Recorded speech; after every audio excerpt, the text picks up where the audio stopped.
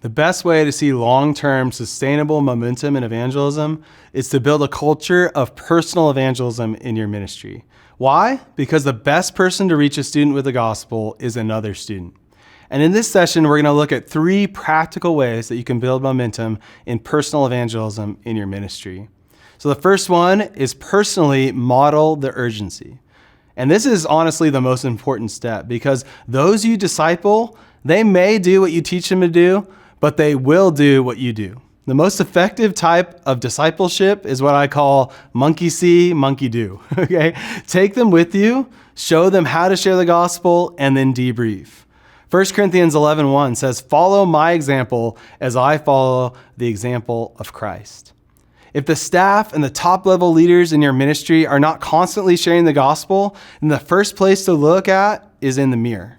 Instead of saying, our people won't share the gospel, you should say, we haven't led our people to share the gospel. Are you consistently building relationships with non-Christians and sharing the gospel with them? If not, get the best training you can and start actively pursuing people to share the gospel. The average student leader at Challenge in Chico State shares their faith because Christy and I, from the very beginning, made it a habit to personally share our faith. If you're constantly sharing the gospel, bring your student leaders with you and let them debrief. I call this the never share alone principle. If you have a gospel appointment, bring a student with you. You just let them watch, maybe let them share their testimony, and then debrief afterwards. I love the debrief times after I expose a student to sharing the gospel for the first time, because maybe we shared a gospel with a guy and he didn't come to Christ, but it was a decent conversation. We're walking back from the coffee shop. I said, "Hey, how'd that go?" And he's like, "Oh, that was epic. Like, we shared the gospel and no one died from awkwardness." Because remember the first time that you shared the gospel? There was something inside of you that just said, this is what I was made to do, right?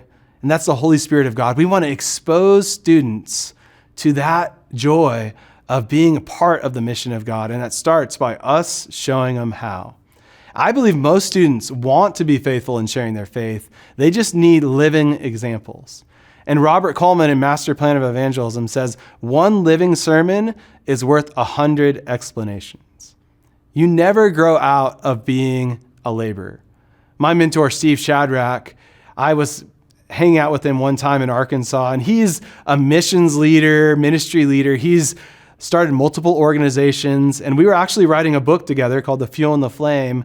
And I went out to speak at a weekly meeting, and I came back late. It was probably about 10 p.m., and there Steve was with a man that he was discipling, praying over something that was on the young man's heart.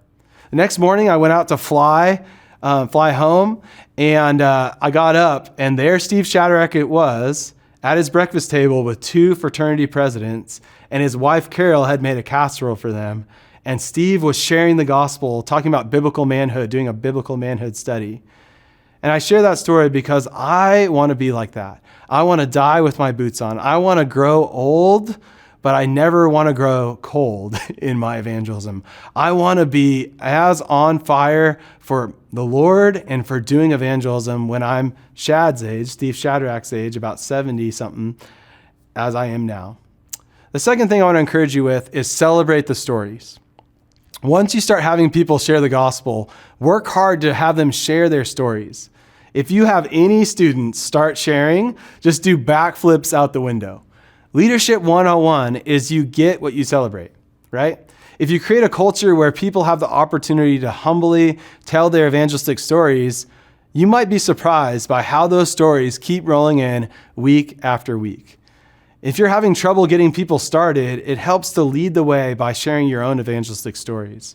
I remember the early years at Chico State, I would get our team of about 3 student leaders together, and I would rebuke them. And I was a little more radical back then. I was a little extra, but I would even rebuke our team. I said, "Hey guys, if we're not sharing the gospel on this campus, what are we doing?" Take time during your student leadership team meetings to do this. Take time in your discipleship relationships to talk about stories. And we even have a private social media thread where our student leaders will share gospel sharing stories. And during certain times of the school year, my phone is blowing up with posts about gospel appointments and people coming to Christ. Next thing you can do is give them simple tools. One motto I love is the best kind of evangelism is the kind that you do. Choose some simple, reproducible, basic tools and train students in this and say, use this until you find a better way. I would encourage you to just choose a few of them. Don't have like 20 tools. Choose one or two, maybe three that you can train students in and they can get reps sharing the gospel. I trained a new believer with a simple tool called the one verse bridge based on Romans 6:23. He was a brand new believer. And he turned around, and that next week, he led his girlfriend to Christ in the hot tub. And another great gospel presentation is our Life on Mission app. And it goes over these 3 circles. It's simple. You can reproduce it. If students can make small talk, make transitions, and they can read, they can lead people to Christ. To this day, if I'm on an airplane or somewhere, I will use an app to share the gospel. And it's because it's simple. It gives like a great way, uses verses, and it actually creates different senses that they're using. They can see it, they can read it, they can hear it. Another tool that I'd recommend is the 3 habits for everyday evangelism. We have a Bible study on this at gensin.org, but basically it's a way to make evangelism a spiritual discipline. Those 3 habits are pray daily for open doors to share Jesus and boldly take advantage of them. Number 2, develop an impact list of 5 to 10 people and help them use the prayer, care, share strategy. Number 3, help the students plan time to hang out with their friends who need Jesus. Each week, our leaders spend time asking accountability questions around those 3 habits. And any ministry can use this. They can incorporate that into their discipleship groups, into their one-on-ones, into their student leadership times. It's a simple, reproducible tool. Another way to think about this, praying for opportunities, is every day pray for Bob. Pray for a burden for the lost, pray for opportunities to witness, and boldness to proclaim Christ. Let me challenge you personally. Pray for Bob every day. And let me warn you, though, it is a dangerous prayer. If you start praying for opportunities, God might just give those to you. Another tool, probably my favorite tool to use when I share the gospel, is a gospel appointment. And what are gospel appointments? They're simply appointments to share the gospel.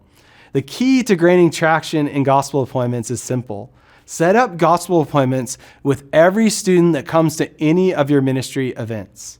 Here's my motto. If they're breathing, they need Jesus, right? And when in doubt, share the gospel. Imagine there are 10 new students attending your meeting. That would be a great outreach event. We have a 10-minute rule before and after each of our weekly meetings where our student leaders aren't allowed to talk to their friends. They mix and mingle, and out of those 10 people, our student leaders will set up gospel appointments with at least 8 of them that night. And so we're not perfect at it. Maybe sometimes it's more, sometimes it's less, but you get the idea. As we want to make it an easy way for someone to go from a weekly meeting into a one-on-one. And so gospel appointment, here's how to set it up. Say something like, I would love to grab lunch or coffee with you. We can get to know each other. I can share more about what our group is all about. So people are not freaked out by this. I'd say at least 90% of the students we ask for a gospel appointment say yes. And so once you're at the meeting, try this 3-story outline. Their story, your story, God's story. And in our ministry, we have a reproducible gospel lesson. And I just say, one thing we do is share this gospel lesson, this Bible study, that explains how you can have a relationship with God through Christ. You mind if I show that to you? And as I'm pulling it out of my backpack. And I've done hundreds of these, and saying something like that, saying we do this with everyone, doesn't single them out. But I've done hundreds, and I've only had one guy say, well, I'm kind of busy, I got to go. But almost everyone, even people that are maybe a little offended by the message of the gospel, say, yeah, I don't agree with that, but I appreciated the way that you did it. And we tell students, if you can make small talk and you can read, you can lead people to Christ. So we also have a how-to guide about gospel appointments at gensin.org. And because I love gospel appointments because they're low pressure, they're relational, and they're kind of the best between longer term relational evangelism and more initiative evangelism. So when training students in personal evangelism, I always encourage them that awkward conversations change lives.